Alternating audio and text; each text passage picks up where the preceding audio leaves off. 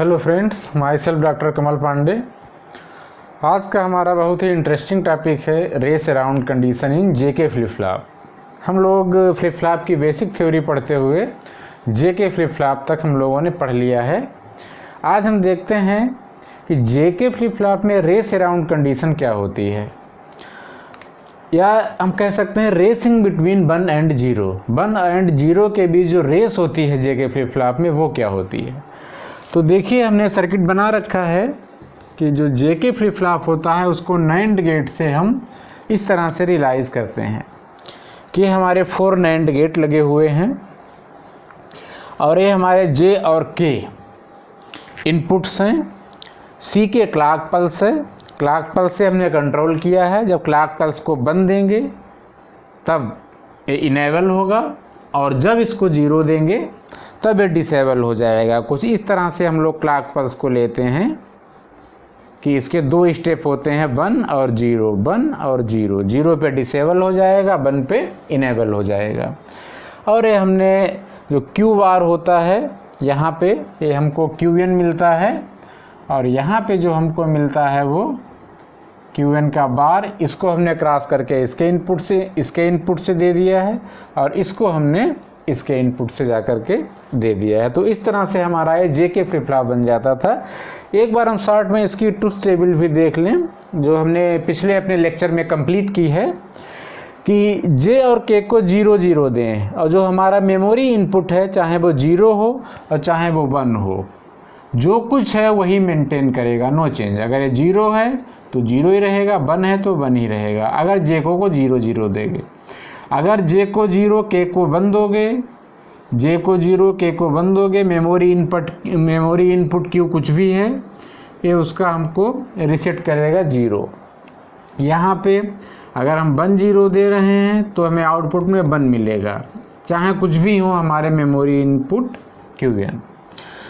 अब एक जो 4th कंडीशन थी कि जब हम 1 1 देते थे SR फ्लिप फ्लॉप में 1 1 इनवैलिड था, लेकिन यहाँ पर हमने क्या था कि वो अपनी मेमोरी इनपुट का जो भी उसमें पहले से है उसका कंप्लीमेंट कर देता है कि जब 1 1 दे रहे हो तो 0 से 1 कर देता है, और अगर पहले से 1 है आउटपुट में मेमोरी इनपुट जो है वो तो उसका क्या कर देगा, 0 कर देगा। एक कंप्लीमेंट कर देगा, 0 से 1 कर दे रहा है और 1 से 0 कर दे रहा है जब JK को 1 1 दे रहे हो। लेकिन अब यही नहीं रुकता है, ये कंटिन्यूअसली चेंज होता है।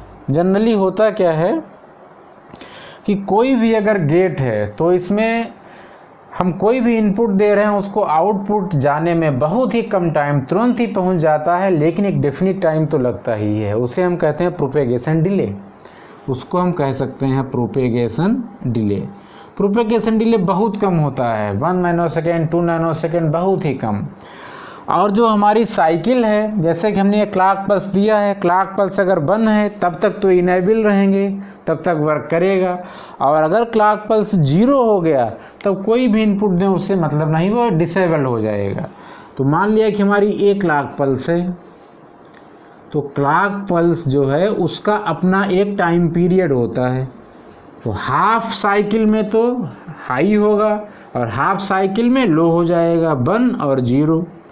अगर हम इसका पूरा टाइम पीरियड कैपिटल T माने क्लॉक पल्स का तो T/2 टाइम तक तो ये हाई रहेगा और T/2 टाइम तक ये लो रहेगा। T/2 टाइम तक हमारा जेके फ्लिप फ्लॉप वर्क करेगा और T/2 टाइम तक जब क्लॉक पल्स इसकी 0 हो जाएगी वर्क नहीं करेगा।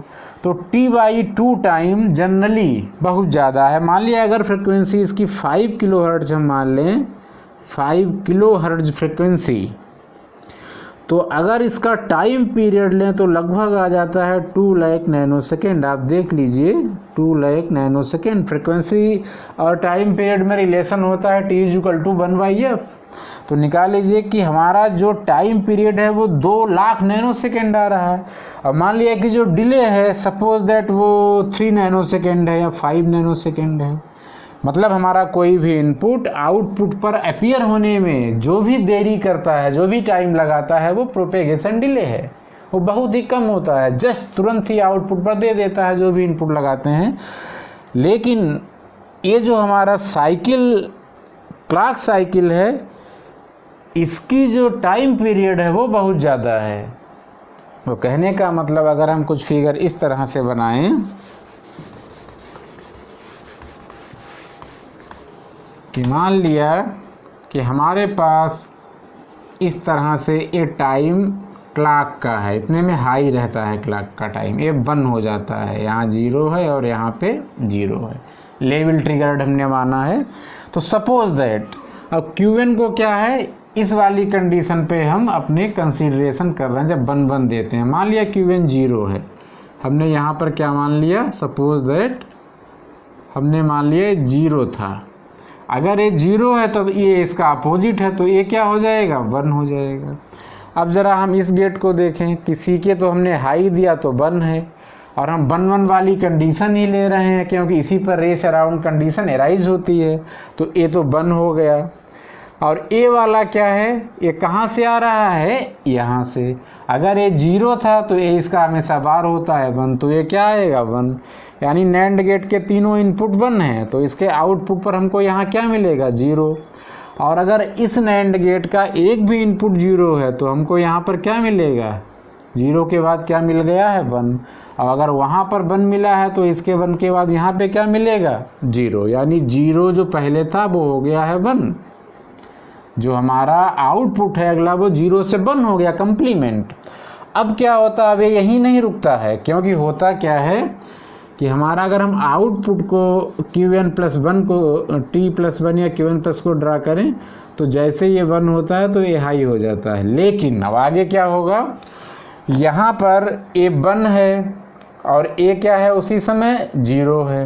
तो अगर ए 1 है और ये 0 है तो ये यहाँ से कनेक्ट है। अब यहाँ से ए आए क्या हो गया, 0, और ए ऑलरेडी वही है हमारे, ए भी 1 है और ए 1 ही है। क्यों, क्योंकि क्लॉक पल्स तो अभी हाई ही है, जब तक यहाँ से यहाँ तक क्लॉक पल्स ख़त्म नहीं हो जाएगी, इनपुट आपके जे के 1 है। तो यहाँ पर 1 1 0, तो यहाँ पर हमें इसका क्या मिलेगा, 1। अब देखिए यहाँ पर जो था, जब यहाँ पे आपको 1 मिल गया, यहाँ पर 0 है। अब ये 0 है, यहाँ से 1 इधर आया है, 1 1 1 1, तो यहाँ पे क्या मिला, 0। अगर एक भी इनपुट है इसका तो यहाँ पर क्या मिलेगा हमको, 1, 0 से उल्टा। अब 1 यहाँ पे आया, 1 1 1 1 के आगे क्या मिल रहा है, यहाँ 0। तो 1 के बाद में फिर क्या हो गया, 0। अब अगर 1 के बाद यहाँ 0 हो गया तो इसका कंप्लीमेंट यहाँ क्या होगा, 1। इसी तरह 1 के बाद में क्या आएगा, 0 के बाद 1, अब यहाँ 1 के बाद 0, फिर इस 1 के बाद में क्या आएगा, 0। एक तब तक प्रोसेस चलता रहेगा जब तक कि एक क्लॉक पल्स हाई रहेगी, तब तक आउटपुट 1 हुआ, 1 के थोड़ी देर में 0 हो जाएगा, 0 के बाद में फिर 1 होगा, 1 के बाद फिर 0 होगा, 0 के बाद फिर 1 होगा, और 1 के बाद फिर 0 हो जाएगा। जब ये क्लॉक पल्स 0 हो जाएगी तब ये वर्किंग करना बंद कर देगा। कहने का मतलब जो आउटपुट है वो 0 1 के बीच में टॉगल कर रहा है, और इसका जो प्रोपेगेशन डिले होता है वो हम डेफिनेट नहीं कह सकते, क्योंकि जो भी सर्किटरी यूज़ करते हैं उस पर डिपेंड करता है कि बहुत सारे गेट जो भी यूज़ करेंगे प्रोसेस करने में कितना टाइम लगेगा। तो आउटपुट पर 0 या 1 आएगा ये अनसर्टेन हो जाता है कि जब हमारी क्लॉक पल्स ख़त्म होगी तब आउटपुट पर 0 होगा या 1 होगा। यही रेस हो रही है 0 और 1 के बीच में आउटपुट पे, इसको ही हम कहते हैं रेस अराउंड कंडीशन या रेसिंग बिटवीन 1 एंड 0। 1 और 0 के बीच में ये रेस हो रही है, इसको कैसे कंट्रोल किया जाए। तो इसके लिए हम लोग आगे मास्टर स्लेव फ्लिप फ्लॉप पढ़ेंगे। तो ठीक है friends, thank you. Next chapter हम नेक्स्ट अपना topic master slave flip flop लेते हैं।